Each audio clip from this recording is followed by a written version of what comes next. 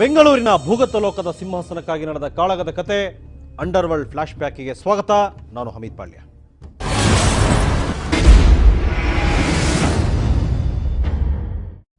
ಕಳೆದ ಎಪಿಸೋಡ್ನಲ್ಲಿ ಡಾನ್ ಜಯರಾಜ್ನ ಕಡು ಕಷ್ಟದ ಕೊತ್ವಾಲ್ ರಾಮಚಂದ್ರನ ಉತ್ತುಂಗದ ದಿನಗಳ ಬಗ್ಗೆ ಮಾತಾಡಿದ್ವಿ ನಾವು. ಬೆಂಗಳೂರು ಅಂಡರ್ ವರ್ಲ್ಡ್ನಲ್ಲಿ ಜಯರಾಜ್ನಂತ ಇನ್ನೊಬ್ಬ ಡಾನ್ ಇವತ್ತಿನ ತನಕ ಹುಟ್ಟಿಲ್ಲ ಅನ್ನೋದನ್ನ ಆತನ ಶತ್ರುಗಳು ಕೂಡ ಒಪ್ಕೋತಾರೆ. ಅಂದಿನ ಸಿಎಂ ದೇವರಾಜ್ ಅರಸು ಅವರ ಬೆಂಬಲದಿಂದ ಗರ್ಜಿಸ್ತಿದ್ದ ಆತ. ತಿಗಳರಪೇಟೆ ಗೋಪಿಯ ಮೇಲೆ ಕೋರ್ಟ್ನಲ್ಲಿ ಹಲ್ಲೆ ಮಾಡಿ 10 ವರ್ಷ ಶಿಕ್ಷೆ ಅನುಭವಿಸ್ತಿದ್ದ. ಈ ಕಡೆ ಆತನ ಗಾಡ್ಫಾದರ್ ದೇವರಾಜ್ ಅರಸ್ ಅಧಿಕಾರ ಕಳ್ಕೊಂಡ್ರು. ಮುಂದೆ 2 ವರ್ಷಗಳಲ್ಲಿ ತೀರ್ಕೊಂಡ್ರು ಕೂಡ. ಅದು ಕೊತ್ವಾಲ್ ರಾಮಚಂದ್ರನ ಪಾಲಿಗೆ ಸುವರ್ಣಯುಗ.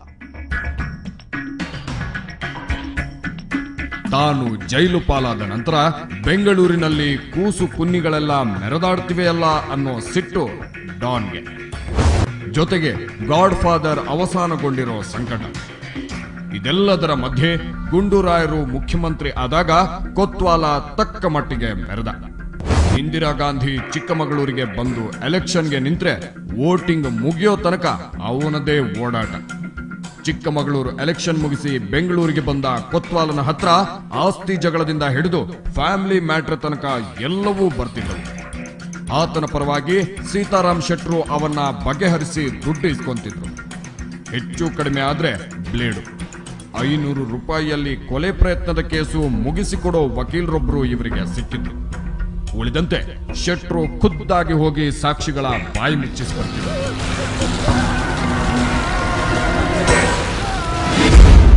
ಹನುಮಂತರಾಯಪ್ಪ ನಮ್ಗೆ ಲಾಯರ್ 500 ರೂಪೀಸ್ ಅಷ್ಟೇ. 307ಗೆ ಹೈಕೋರ್ಟಲ್ಲ ಮಾಡು, ಸೆಷನ್ ಕೋರ್ಟಲ್ಲ ಮಾಡು, ಎಲ್ಲಾದ್ರೂ ಮಾಡು. ಟೋಟಲ್ ಕೇಸ್ ನಡೆಸುವಾಗ ವಿಟ್ನೆಸ್ ನಾವು ಹಾಸ್ಟೆಲ್ ಮಾಡ್ತಾ ಇದ್ವಿ. ಎಲ್ಲ ಇಡೀ ಎಂಟೈರ್ ಗ್ಯಾಂಗ್ ಇದು ಕೇಸು ನೋಡ್ತಾ ಇದ್ದಿದ್ದು ನಾನೇ.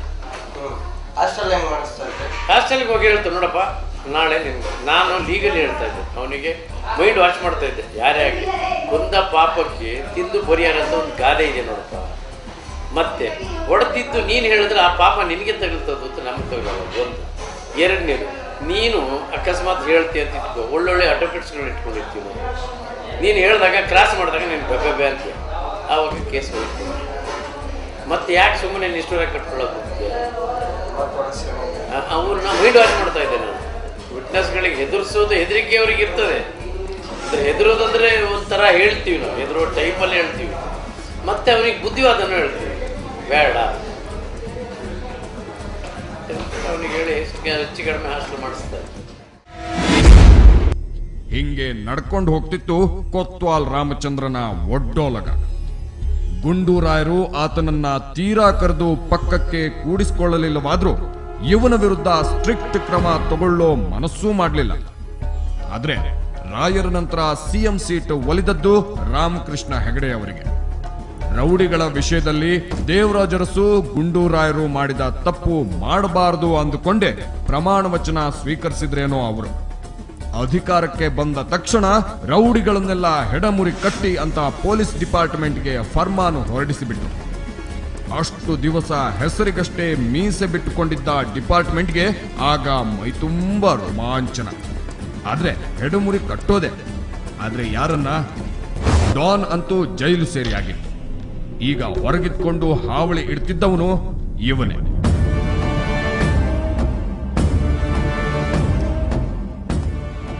ಕೊತ್ವಾಲನ್ನೇ ಬೆನ್ನತ್ತಿದ್ರು. ಅದು ಈ ಪಾತಕಿಗೆ ಹೊಸದಲ್ಲ.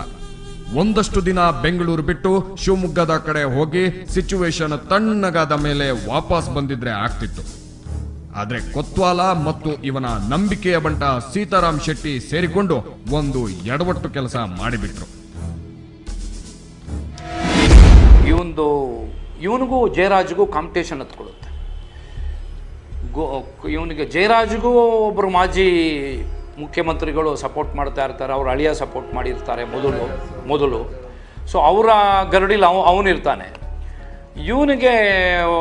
ಇವನು ಒಂದು ರಾಜಕೀಯಕ್ಕೆ ಹೋಗಿ ತಗಲಾಕೊಂಡು ಮಾನ್ಯ ಮುಖ್ಯಮಂತ್ರಿಗಳ ಜೊತೆ ಘರ್ಷಣೆ ಆಗುತ್ತೆ. ಘರ್ಷಣೆ ಆಗಿದ್ದರಲ್ಲಿ ಅವ್ರ ಮಗಳು ಒಂದು ಶಾಪ್ ಇಟ್ಕೊಂಡಿರ್ತಾರೆ ಸದಾಶಿವನಗರದಲ್ಲಿ. ಅಲ್ಲಿಗೂ ನುಗ್ಗಿ ಅವನು ಗಲಾಟೆ ಮಾಡ್ತಾನೆ. ರಾಮಕೃಷ್ಣ ಅವ್ರ ಮಗಳಿಗೆ, ಹೆಗ್ಡೆ ಅವ್ರ ಮಗಳಿಗೆ.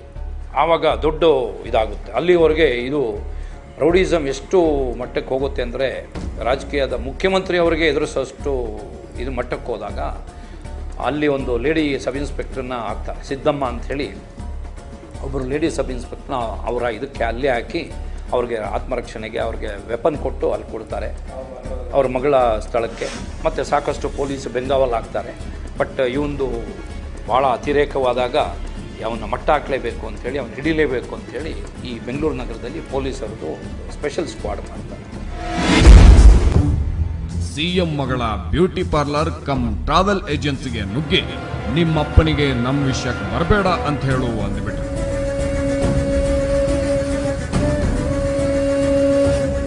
ಕೊತ್ವಾಲನಂಥ ಚಾಣಕ್ಷಪಾತಕ್ಕೆ ಇಂಥ ಕೆಲಸ ಅದ್ಯಾಕೆ ಮಾಡಿದ್ನೋ ಗೊತ್ತಿಲ್ಲ. ಈತ ಏನೋ ಸಿಟ್ಟಿನ ಕೈಯಲ್ಲಿ ಬುದ್ಧಿ ಕೊಟ್ಟ ಅನ್ಕೊಳ್ಳೋಣ. ಕೊನೆ ಪಕ್ಷ ಜೊತೆಗಿದ್ದ ಸೀತಾರಾಮ್ ಶೆಟ್ಟರಾದ್ರೂ ಬುದ್ಧಿ ಹೇಳಬೇಕಿತ್ತು. ಆದ್ರೆ ಇವರು ಕೂಡ ಆ ದೈತ್ಯನ ಹಿಂದೆ ಹೋಗ್ಬಿಟ್ರು. ಸಿಎಂ ಕೇಸಲ್ಲಿ ಅಂದ್ರೆ 3 ತಿಂಗಳು ಕೈ ಹೀಗೆ ಹಗ್ಗ ಹಾಕಿ ಎಳೆದಿದ್ದು, 3 ತಿಂಗಳು ತಿಗ ತೊಳೆಯಕಂತಾರಲ್ಲ ಜನರಲ್ಲಿ ಏನು ಹೇಳಿದ್ರು. ರಾಮಕೃಷ್ಣ ಹೊಡೆದ್ರಂತ ಇವರು ಯಾರು ಹೊಡಿಲ್? ನಾನು ಅವ್ರ ಇಬ್ರು ಹೋಗಿದ್ದು ಬೈಕಲ್ಲಿ ಆವಾಜ್ ಹಾಕಿದ್ದೀವಿ.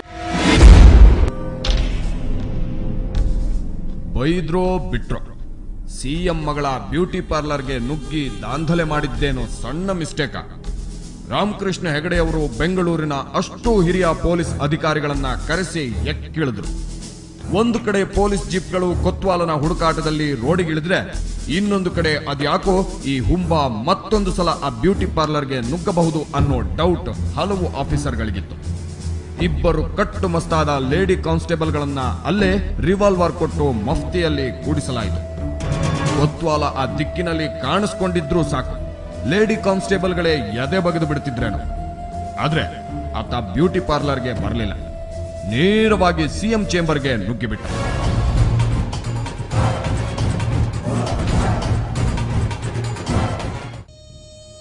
ಅದೊಂದು ಕೆಲಸದಿಂದಾಗಿ ಕೊತ್ವಾಲ್ನನ್ನ ಇವತ್ತಿಗೂ ಬೆಂಗಳೂರು ಅಂಡರ್ ವರ್ಲ್ಡ್ ನೆನಪಿನಲ್ಲಿಟ್ಕೊಳ್ಳುತ್ತೆ. ತುಂಬಾ ಜನ ಹೇಳೋ ಪ್ರಕಾರ ನೇರವಾಗಿ ವಿಧಾನಸೌಧದ 3ನೇ ಮಹಡಿಯ ಮುಖ್ಯಮಂತ್ರಿಗಳ ಚೇಂಬರ್ಗೆ ನುಗ್ಗಿದ ಕೊತ್ವಾಲ ಅಲ್ಲಿ ಕುಳಿತಿದ್ದ ರಾಮಕೃಷ್ಣ ಹೆಗಡೆ ಅವರಿಗೆ ಬೆರಳು ತೋರಿಸಿ ಧಮಕಿ ಹಾಕಿಬಿಟ್ಟ. ಆವತ್ತು ಕೊತ್ವಾಲ್ನ ಜೊತೆಗಿದ್ದ ಸೀತಾರಾಮ್ ಶೆಟ್ಟಿ ಇವತ್ತಿಗೂ ಗಟ್ಟಿಮುಟ್ಟಾಗಿದ್ದಾರೆ. ನಮ್ಮ ಕ್ಯಾಮ್ರಾದ ಎದುರು ಆ ವಿಷಯ ಮಾತಾಡಿದ್ದಾರೆ. ಆದರೆ ಅದು ಸುಮ್ಮನೆ ಹವಾ ಕ್ರಿಯೇಟ್ ಮಾಡೋದಕ್ಕೆ ಹಣದ ಕತೆ ಅಂತ ಹೇಳೋರ್ಗೇನು ಕೊರತೆ ಇಲ್ಲ. ಹಾಗಾದ್ರೆ ಸತ್ಯ ಏನು? ಒಂದು ಸಣ್ಣ ಬ್ರೇಕ್ನ ನಂತರ ನೀವೇ ನೋಡಿ.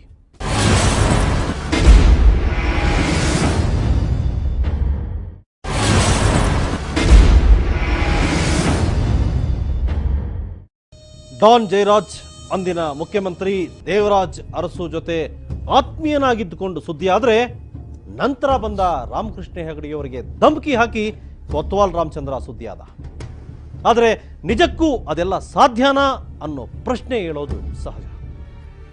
ವಿಧಾನಸೌಧದಂತ ಟೈಟ್ ಸೆಕ್ಯೂರಿಟಿ ಇರೋ ಬಿಲ್ಡಿಂಗ್ನ 3ನೇ ಮಹಡಿ ಏರಿ ಸಿಎಂ ಚೇಂಬರ್ಗೆ ನುಗ್ಗಿ ಅವರಿಗೆ ಆವಾಜ್ ಹಾಕಿ ಕೂದಲು ಕೊಂಕದಂತೆ ಹೊರಗೆ ಹೋಗಿಬಿಡೋದಕ್ಕೆ ಆಗುತ್ತಾ?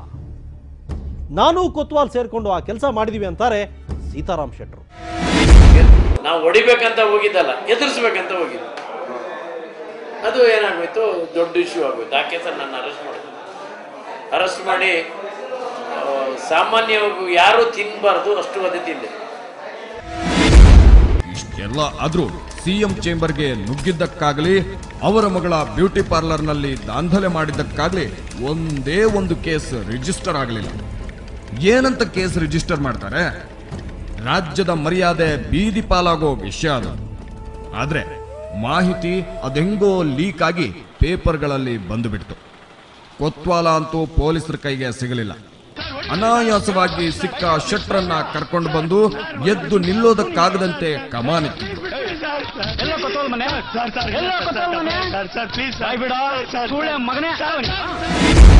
ಮಗಳದ್ದು ಅಲ್ಲಿ ಇದಿತ್ತು, ಎಲ್ಲಿ ಬ್ಯೂಟಿ ಪಾರ್ಲರ್ ಇತ್ತು ಸದಸ್ಯನಗರದಲ್ಲಿ. ಏನಂತ ಆವಾಜ್ ಹಾಕಿತ್ತು ಸರ್ ರಾಮಕೃಷ್ಣ?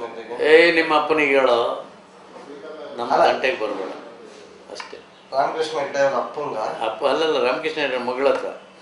ರಾಮಕೃಷ್ಣ ಹೆಗಡೆಗೆ ನಮ್ಮ ತಂಟೆಗೆ ಬರಬೇಡ ಅಷ್ಟೇ, ಮತ್ತು ಬೇರೆ ಇನ್ನೇನು ಬ್ಯಾಡ್ ವಾಯ್ಸ್ ನಮ್ಮ ಬಾಯಲ್ಲಿ ಅವಾಗಲೂ ಬರ್ತಾ ಇರಲಿಲ್ಲ. ಸಿಎಂ ರಾಮಕೃಷ್ಣ ಹೆಗಡೆಯವರನ್ನ ತಡವಿಕೊಂಡಿದ್ರ ಬಗ್ಗೆ ಶೆಟ್ರು ಇಷ್ಟು ಡಿಟೇಲ್ ಆಗಿ ಮಾತಾಡ್ತಾರೆ. ಆದ್ರೆ ಇದೇ ವಿಷಯದ ಬಗ್ಗೆ ಅಗ್ನಿಶ್ರೀಧರನ್ನ ಕೇಳಿ ನೋಡಿ, ಅವರು ಹೇಳೋದೇ ಬೇರೆ.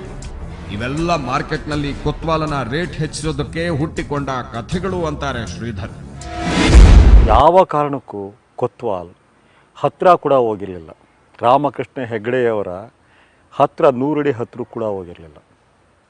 ಸೊ ಅವ್ರ ಮೇಲೆ ಮಚ್ಚಿಟ್ಟಿದ್ದ ಅನ್ನೋದು 100ಕ್ಕೆ 100ರಷ್ಟು ಸುಳ್ಳು.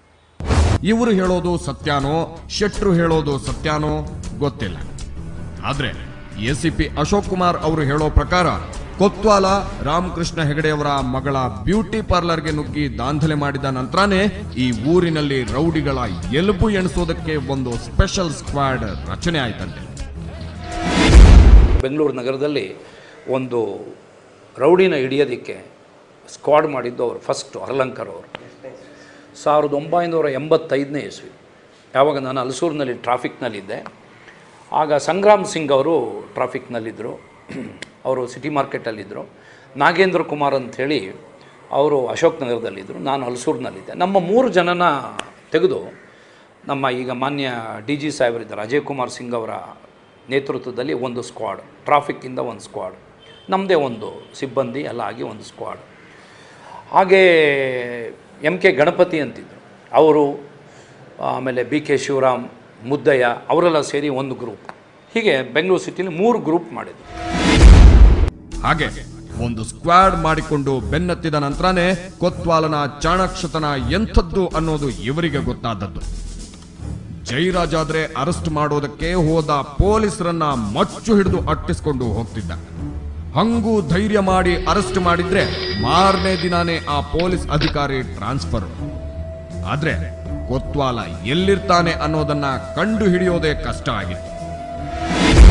ಕೊತ್ವಾಲ ಆಗ ಇಂದಿರಾನಗರದಲ್ಲಿ ಒಂದು ಮನೆ ಮಾಡಿದ್ದ 13th ಮೈನಲ್ಲಿ, 13th ಮೈನ್ 14th ಮೈನಲ್ಲಿ. ಆಗ ಇಂದಿರಾನಗರ ಅಷ್ಟು ಡೆವಲಪ್ ಆಗಿರಲಿಲ್ಲ, ಈ 100 ಫೀಟ್ ರೋಡ್ ಆದಿತ್ತು. ಕೊತ್ವಾಲ ಏನು ಮಾಡೋನು, ಸೀದಾ ಬರೋನು ಮೋಟರ್ ಸೈಕಲಲ್ಲಿ ಬಂದಿದ್ದೆ, ಸೀದಾ 100 ಫೀಟ್ ರೋಡಲ್ಲಿ ನಿಂತ್ಕೊಳ್ಳೋನು ಒಂದು ಪಾಯಿಂಟಲ್ಲಿ.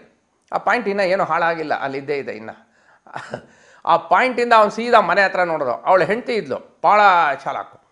ಆಗ ಅವಳೇನು ಮಾಡಿದ್ಲು, ಅವಳದು ಎರಡು ಟೈಪ್ ಬಟ್ಟೆಗಳು ಇಟ್ಕೊಂಡಿದ್ರು, ಒಂದು ಗ್ರೀನ್ ಲಂಗ, ಇನ್ನು ಒಂದು ರೆಡ್ ಲಂಗ. ಆ ಕೊತ್ವಾಲ ಸೀದಾ ಬಂದಿದ್ದ 14th ಮೈನ್ 100 ಫೀಟ್ ರೋಡ್ ಜಂಕ್ಷನಿಂದ ನೋಡಿದ ತಕ್ಷಣ ಇಲ್ಲಿ ಮನೆ ಕಾಣಿಸೋದಾಗ ಆ ಮನೆ ಕಾಣಿಸಿದ್ದೆ ರೆಡ್ ಲಂಗ ಆಯಿತು ಅಂತ ಹೇಳಿದ್ರೆ ಸೀದಾ ಹೊಟ ಬಿಡೋನು. ಅವ್ನು ಸೀದಾ ಮುಂದೆ ಹೊಟ್ಬಿಡೋನು, ಬರ್ತಾ ಇರಲಿಲ್ಲ ಮನೆಗೆ. ಯಾಕಂದರೆ that is a signal, danger signal ಅದು. ಹಾಂ, ಮತ್ತು ಇದು ಗ್ರೀನ್ ಲಂಗ್ ಆಯಿತು ಅಂತ ಹೇಳಿದ್ರೆ ಒಳಗಡೆ ಬರೋನು. ಹಾಂ, ಅದು ಕರೆಕ್ಟಾಗಿ ಇದೇ ಮಾಡಿದ್ದ, ಮನೇಲಿ ಸಿಗ್ನಲ್ನೇ ಕೊಟ್ಟಿದ್ದೆ ಆಗ.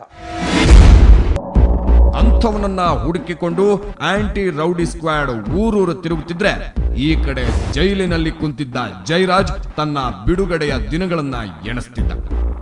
ಹೆಚ್ಚು ಕಡಿಮೆ 9 ವರ್ಷಗಳನ್ನ ಸರಳುಗಳ ಹಿಂದೆ ಕಳೆದಿದ್ದ ಡಾನ್ ಹೊರಗೆ ಬರೋದಕ್ಕೆ ಚಡಪಡಿಸ್ತಿದ್ದ. 10 ವರ್ಷ ಜೈಲಾಗುತ್ತೆ.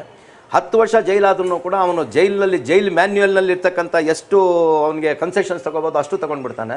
ನಾನು ಅಡಲ್ಟ್ ಎಜುಕೇಷನ್ ಮಾಡ್ತೀನಿ ಅಂತ 30 ಡೇಸ್ ತೊಗೊಳ್ತಾನೆ. ಆಮೇಲೆ ಗಾರ್ಡನಿಂಗ್ ಮಾಡ್ತೀನಿ ಅಂತ 30 ಡೇಸ್ ತೊಗೊತಾನೆ. ಒಂದು ಸಾರಿ ಬ್ಲಡ್ ಡೊನೇಟ್ ಮಾಡಿದ್ರೆ 10 ಡೇಸ್ ರಿಬೇಟ್ ಇದೆ, ಆ ಥರ 24 ಡೇಸ್ ಮಾಡಿದ್ದೀನಿ ಅಂತ 300 ಡೇಸ್ ರಿಬೇಟ್ ತೊಗೊಂಡಿರ್ತಾನೆ ಅವನು. ಆದಾಗ್ಯೂ ನಾನು ಅವನಿಗೆ ಪ್ರತಿ ಸಾರಿ ಚೆಕ್ ಮಾಡ್ತಾ ಇರ್ತೀನಿ. ಹೈಯೆಸ್ಟ್ ಅಪ್ಲಿಕೇಶನ್ಸ್ ಹಾಕ್ತಾನೆ ಅವನ್ನ ರಿಲೀಸ್ ಆಗೋದಕ್ಕೆ, ಏನೇನೋ ನಾನಾ ಕಾರಣ, ಅದಕ್ಕೆಲ್ಲ ಅಬ್ಜೆಕ್ಷನ್ ಹಾಕ್ಕೊಂಡೇ ಬರ್ತೀನಿ. ಏನು ಅಬ್ಜೆಕ್ಷನ್ ಹಾಕಿದ್ರು ಪ್ರಯೋಜನಕ್ಕೆ ಬರಲಿಲ್ಲ. ಹಣ ಮತ್ತು 4 ತಿಂಗಳ ರಿಬೇಟ್ ಸಿಕ್ಕಿಬಿಡ್ತು ಡಾನ್ಗೆ. ಅದಕ್ಕೆ ಸಹಾಯ ಮಾಡಿದವನು ಶಕುನಿ ಆಯಿಲ್ ಕುಮಾರ.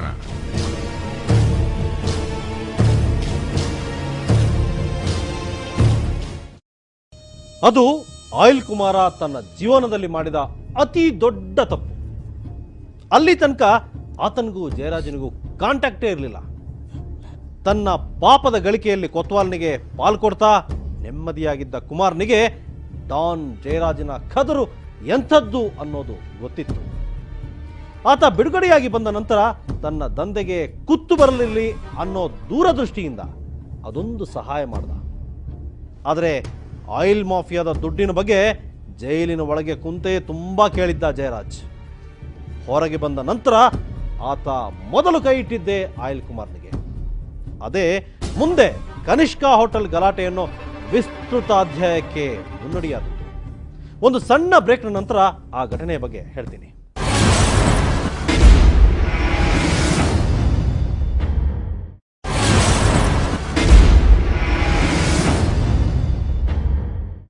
ಸಾವಿರದ 1986 ಫೆಬ್ರವರಿ 2ನೇ ತಾರೀಕಿಗೆ ಜಯರಾಜ್ 10 ವರ್ಷಗಳ ಶಿಕ್ಷೆ ಮುಗಿಸಿ ಹೊರಗೆ ಬರಬೇಕಿತ್ತು. ಆದರೆ ಒಳಗೆ ಕುಳಿತೆ ನಾನು ತುಂಬ ಸಮಾಜ ಸೇವೆ ಮಾಡಿದ್ದೀನಿ ಅಂತ 4 ತಿಂಗಳ ರಿಬೇಟ್ ತಗೊಂಡು 1985 ಅಕ್ಟೋಬರ್ 2ನೇ ತಾರೀಕು ಗಾಂಧಿ ಜಯಂತಿಯಂದು ಬಿಡುಗಡೆಯಾಗಿ ಹೊರಗೆ ಬಂದುಬಿಟ್ಟ. ಆತನ ಬಿಡುಗಡೆಗೆ ತಾನು ಸಹಾಯ ಮಾಡಿರೋದ್ರಿಂದ ಜಯರಾಜ್ ನೇರವಾಗಿ ಬಂದು ತನ್ನನ್ನು ಕಾಣಬೇಕು ಅಂತ ಅನಿಲ್ ಕುಮಾರ್ ಅಂದ್ಕೊಂಡಿದ್ದ. ತಾನು ಡಾನ್ ಆದ್ದರಿಂದ ಅನಿಲ್ ಕುಮಾರ್ನೇ ಬಂದು ನನ್ನನ್ನು ಕಾಣಬೇಕು ಅಂತ ಜಯರಾಜ್ ದಾರಿ ಕಾಯ್ತಿದ್ದ.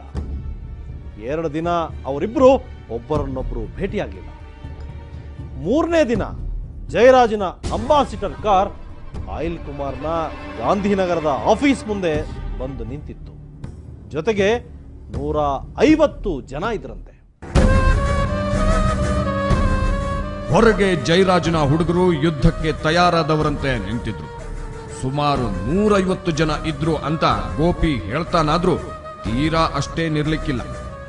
ಆದ್ರೆ ಇದು ಗೆಲ್ಲೋ ಯುದ್ಧ ಅಲ್ಲ ಅಂತ ಆಯಿಲ್ ಕುಮಾರ್ನಿಗೆ ಆವಾಗಲೇ ಸ್ಪಷ್ಟವಾಗಿ ಹೋಯಿತು. ಇವತ್ತಿನಿಂದ ಆಯಿಲ್ ಬಿಸ್ನೆಸ್ ನಿಮ್ಮದೇ ಅಂತ ಹೇಳಿ ಎದ್ದು ಬಂದ್ಬಿಟ್ಟ. ಜಯರಾಜ್ಗೆ ಆಶ್ಚರ್ಯ ಆದದ್ದೇ ಆವಾಗ. ಜೈಲಿನಲ್ಲಿದ್ದಷ್ಟು ದಿನ ಆತ ಆಯಿಲ್ ಕುಮಾರ್ನ ಬಗ್ಗೆ ಕೇಳ್ತಾನೆ ಇದ್ದ.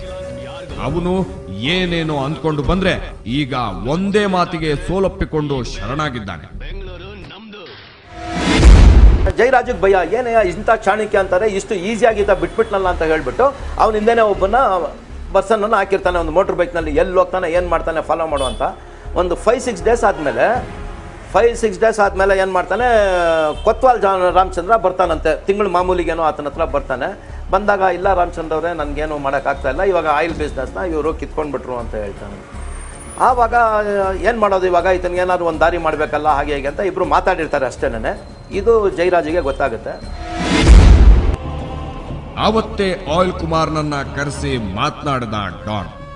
ನನ್ನ ವಿಷಯಕ್ಕೆ ಬರಬೇಡ ಅಂತ ಕೊತ್ವಾಲನಿಗೆ ಹೇಳು ಅಂತಾನೂ ಅಂದನಂತೆ.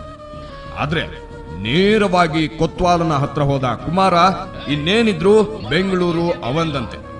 ನೀನು ಗಂಟು ಮೂಟೆ ಕಟ್ಕೊಂಡು ಶಿವಮೊಗ್ಗಕ್ಕೆ ಹೋಗ್ಬೇಕಂತೆ, ಇಲ್ದಿದ್ರೆ ಚೆನ್ನಾಗಿರಲ್ಲ ಅಂತ ಹೇಳ್ಬಿಟ್ಟ. ಯಾರ್ದು ಅಂತ ತೋರಿಸ್ತೀವಿ. 10 ವರ್ಷ ಜೈಲ್ ತೀರಿಸ್ ಬಂದ್ರು ಬುದ್ಧಿ ಬರಲಿಲ್ಲ ಮುದ್ಕ ಜಯರಾಜನಿಗೆ.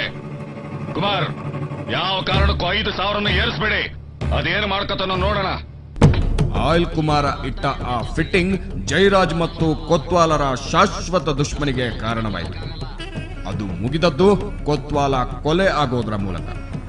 ಅಷ್ಟು ದಿನ ಆಯಿಲ್ ಮಾಫಿಯಾದ ದುಡ್ಡೆಣಿಸಿಕೊಂಡು ಮಹಾರಾಜರಂತೆ ಬದುಕಿದ್ದವರು ಇವರಿಬ್ಬರು. ಈಗ ಡಾನ್ ಜೈಲಿಂದ ಹೊರಗೆ ಬಂದು ಇಬ್ಬರ ಹೊಟ್ಟೆ ಮೇಲೂ ಹೊಡೆದು ಬಿಟ್ಟ. ಆತನನ್ನ ಎತ್ತಿ ಬಿಡೋದಕ್ಕೊಂದು ಪ್ಲಾನ್ ಮಾಡಿದ್ರು ಇಬ್ರು. ಸಾಕ್ಷಿ ಉಳಿಬಾರದು ಅಂತ ಆಂಧ್ರಕ್ಕೆ ಹೋಗಿ ಅಲ್ಲಿನ ಆಸ್ಪತ್ರೆಯೊಂದರಲ್ಲಿ ಅಡ್ಮಿಟ್ ಆಗಿರೋದಕ್ಕೆ ದಾಖಲೆ ತಯಾರು ಮಾಡಿಕೊಂಡ್ರು. ವಾಪಸ್ ಬಂದ ಕೊತ್ವಾಲ ಒಂದು ಅಟ್ಯಾಕ್ ಮಾಡೋದಿದೆ, ರೆಡಿಯಾಗಿ ಅಂತ ಹುಡುಗರಿಗೆ ಹೇಳಿದ. ಅದು ಹುಲಿಬೇಟೆ ಅನ್ನೋದ್ರ ಅರಿವಿಲ್ಲದ ಹುಡುಗರು ಯಾವುದೋ ಕಾಂಜಿ ಪಿಂಜಿ ಕೇಸ್ ಇರಬಹುದು ಅಂದ್ಕೊಂಡು ಯಥಾ ಪ್ರಕಾರ ತಯಾರಾದ್ರು. ನಮಸ್ಕಾರ ಬಾಸ್. ನಮಸ್ಕಾರ ಬಾಸ್. ಬರ್ತಾ ಇದ್ದಾನೆ, ಸ್ವಲ್ಪ ಹೊತ್ತಿನಲ್ಲೇ ಎಂಟ್ರಿ ಆಗ್ತಾನೆ.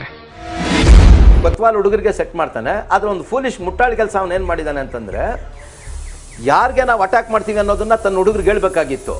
ಹೇಳ್ದಿರಾನೆ ನಾವೊಬ್ರಿಗೆ ಅಟ್ಯಾಕ್ ಮಾಡ್ತಾ ಇದೀವಿ, ರೆಡಿ ಆಗಿದೆ ಅಂತ ಹೇಳ್ಬಿಟ್ಟು ಕಾನಿಷ್ಕಾಗೆ ಬಾ ಅಂತ ಹೇಳ್ಬಿಟ್ಟು ಇದೇ ಬೂಟಸ್ ಕುಮಾರ್ ಕೈನಲ್ಲಿ ಫೋನ್ ಮಾಡಿಸ್ತಾರೆ ಅವ್ರಿಗೆ, ಜಯರಾಜ್ಗೆ. ಬಾಂಬೆಯಿಂದ ಯಾವುದೋ ಒಂದು ಪಾರ್ಟಿ ಬಂದಿದೆ, ನಿಮ್ಮ ಹತ್ರ ಮಾತಾಡ್ಬೇಕಂತೆ, ಬನ್ನಿ ಅಂದ್ಬಿಟ್ಟು. ಬೆಂಗಳೂರು ಅಂಡರ್ ವರ್ಲ್ಡ್ ಇತಿಹಾಸದಲ್ಲಿ ಶಾಶ್ವತವಾಗಿ ದಾಖಲಾದ ಅಧ್ಯಾಯವೊಂದಕ್ಕೆ ಸಾಕ್ಷಿಯಾಗಲಿತ್ತು ಗಾಂಧಿನಗರದ ಕಾನಿಷ್ಕಾ ಹೋಟೆಲ್. ಆಯಿಲ್ ಕುಮಾರ ತನ್ನ ಸ್ವಭಾವಕ್ಕೆ ಸರಿಹೊಂದದ, ಜಾಯಮಾನಕ್ಕೆ ಒಗ್ಗದ ಮತ್ತು ತಾಕತ್ತಿಗೆ ಮೀರಿದ ಕೆಲಸವೊಂದಕ್ಕೆ ಕೈ ಹಾಕಿದ್ದ. ಯಾರನ್ನ ಹೊಡಿಬೇಕು ಅನ್ನೋದು ಗೊತ್ತೇ ಇಲ್ಲದ ಕೊತ್ವಾಲನ ಹುಡುಗರು ಮಚ್ಚು ಬಚ್ಚಿಟ್ಟುಕೊಂಡು ದಣಿಯ ಅಪ್ಪಣೆಗಾಗಿ ಕಾಯ್ತಿದ್ರು. ಅಷ್ಟು ಹೊತ್ತು ಅಲ್ಲೇ ಪಕ್ಕದ ಇನ್ನೊಂದು ಬಿಲ್ಡಿಂಗ್ನಲ್ಲಿದ್ದ ಡಾನ್ಗೆ ಹೊರಗಡೆ ತನ್ನ ಬೇಟೆಗೆ ಸೈನ್ಯ ಬಂದಿದೆ ಅನ್ನೋದರ ಸಣ್ಣ ಸುಳಿವು ಕೂಡ ಸಿಕ್ಕಿರಲಿಲ್ಲ. ಇಷ್ಟಕ್ಕೂ ಆಯಿಲ್ ಕುಮಾರ್ಗೆ ತನ್ನನ್ನ ತಡವಿಕೊಳ್ಳೋ ಮೀಟರ್ ಇದೆ ಅನ್ನೋದು ಆತನ ಕಲ್ಪನೆಗೂ ಮೀರಿದ ವಿಷಯ. ಯಾರೋ ಬಾಂಬೆ ಪಾರ್ಟಿ ಬಂದಿದೆ, ನಿಮ್ಮನ್ನ ಮೀಟ್ ಮಾಡಬೇಕು ಅಂತ ಕುಮಾರ ಹೇಳಿದಾಗ ಹಿಂದೆ ಮುಂದೆ ಯೋಚಿಸದೆ ಒಬ್ಬಿಬ್ರು ಹುಡುಗರನ್ನ ಕರ್ಕೊಂಡು ಬೊಟ್ಟ ಬರಿಗೈಯಲ್ಲಿ ನಡ್ಕೊಂಡು ಬಂದ್ಬಿಟ್ಟ.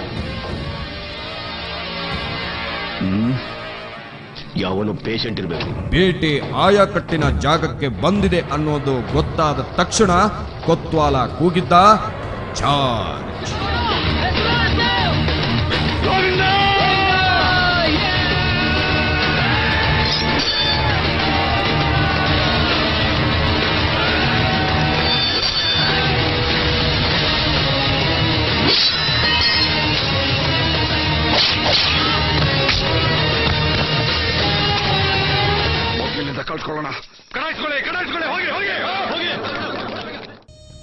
ಅಷ್ಟು ಹೊತ್ತಿನ ತನಕ ತಾವು ಯಾರನ್ನ ಕೊಲ್ಲೋದಿಕ್ಕೆ ಬಂದಿದ್ದೀವಿ ಅನ್ನೋದು ಕೊತ್ವಾಲ್ನ ಹುಡುಗರಿಗೆ ಗೊತ್ತೇ ಇರಲಿಲ್ಲ.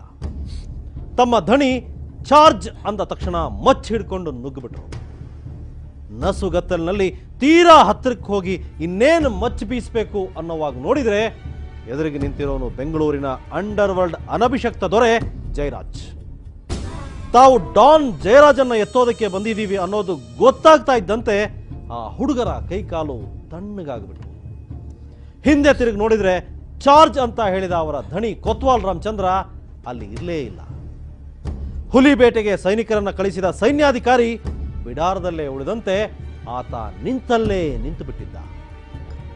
ಸೇಳಿನ ಮಂತ್ರ ಗೊತ್ತಿಲ್ಲದವರು ಹಾವಿನ ಹೊತ್ತಕ್ಕೆ ಕೈ ಹಾಕಿದ್ರು ಅನ್ನೋ ಹಂಗಾಗಿತ್ತು ಆ ದಾಳಿ. ಅದರ ಪರಿಣಾಮಗಳು ಏನೇನೋ ಆದವು. ಅದರಲ್ಲಿ ಒಂದು ಇಂಟರೆಸ್ಟಿಂಗ್ ವಿಷಯ ಅಂದ್ರೆ, ಅವತ್ತು ಕನಿಷ್ಕಾ ಹೋಟೆಲ್ ಅಂಗಳದಲ್ಲಿ ಬೆಂಗಳೂರಿನ ಆಗರ್ಭ ಶ್ರೀಮಂತರ ಮನೆಯ 20 ವಯಸ್ಸಿನ ಚಿಗುರು ಮೀಸೆಯ ಹುಡುಗ ಒಬ್ಬ ಕಾಣಿಸ್ಕೊಂಡಿದ್ದ. ಅದೊಂದು ಇಂಟ್ರೆಸ್ಟಿಂಗ್ ಕತೆ.